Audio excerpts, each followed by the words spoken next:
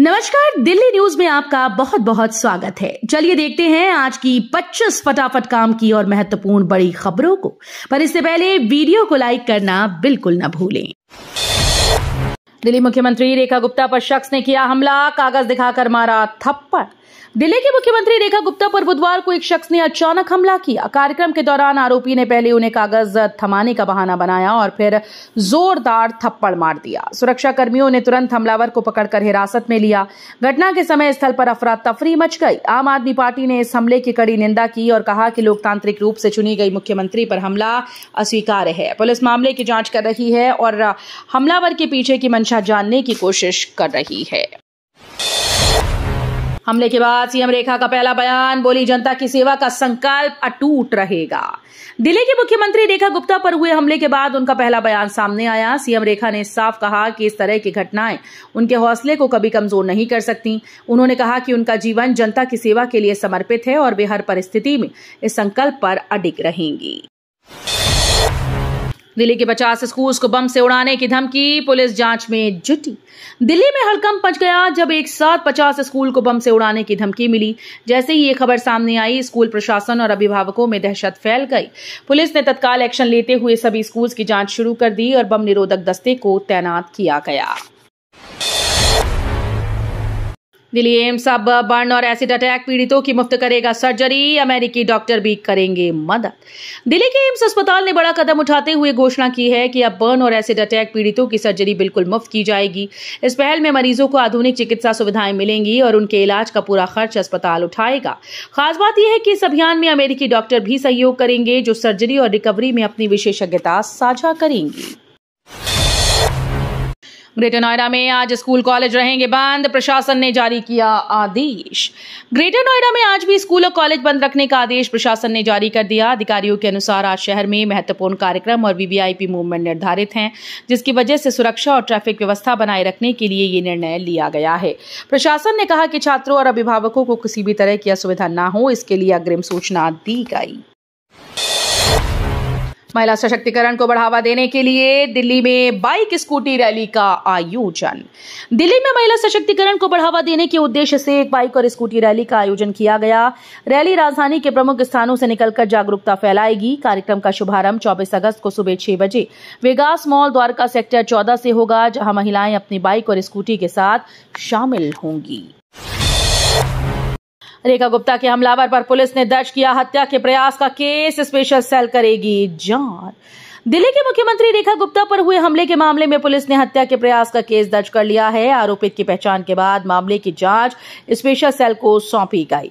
अधिकारियों ने कहा कि आरोपी की गतिविधियों, उसके इरादे और हमले के पीछे की योजना की गहनता से जांच की जाएगी।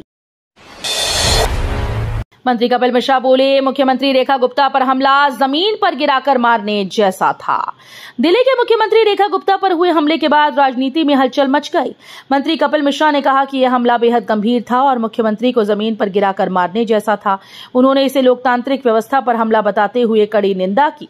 कपिल मिश्रा ने कहा कि ऐसी घटनाओं से जनता और प्रशासन दोनों को ही सतर्क रहना चाहिए।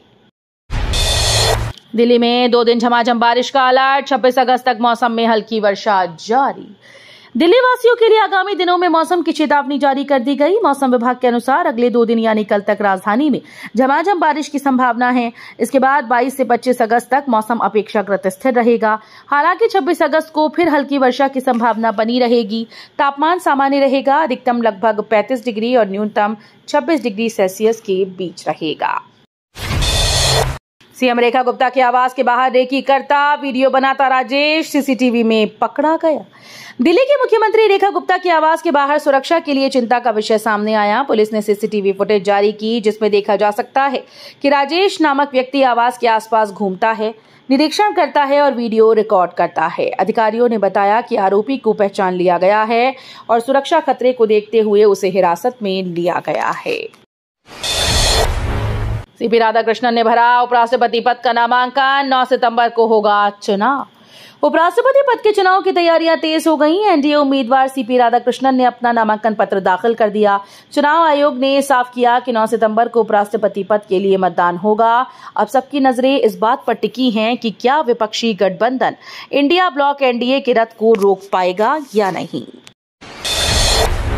लोकसभा ने ऑनलाइन गेमिंग विधेयक पारित किया, ऑनलाइन बैटिंग और जुए पर पूर्ण प्रतिबंध। लोकसभा ने बुधवार को ऑनलाइन गेमिंग प्रोत्साहन और विनियमन विधेयक ध्वनिमत से पारित कर दिया। इस विधेयक का मकसद देश में स्पोर्ट्स और ऑनलाइन सोशल गेम्स को बढ़ावा देना है ताकि युवा प्रतिभाओं को सुरक्षित मंच मिल सके। वहीं दूसरी ओर इसमें ऑनलाइन बैटिंग, जुए और पैसे से जुड़े खेलों पर पूरी तरह से प्रतिबंध लगाने का प्रावधान है। कोर्ट का समय बर्बाद करने पर दिल्ली पुलिस सब इंस्पेक्टर पर एक्शन, भेजा गया जेल। दिल्ली पुलिस के एक सब इंस्पेक्टर पर बड़ा एक्शन लिया गया है। कोर्ट ने उसे समय बर्बाद करने का दोषी मानते हुए सीधे जेल भेज दिया।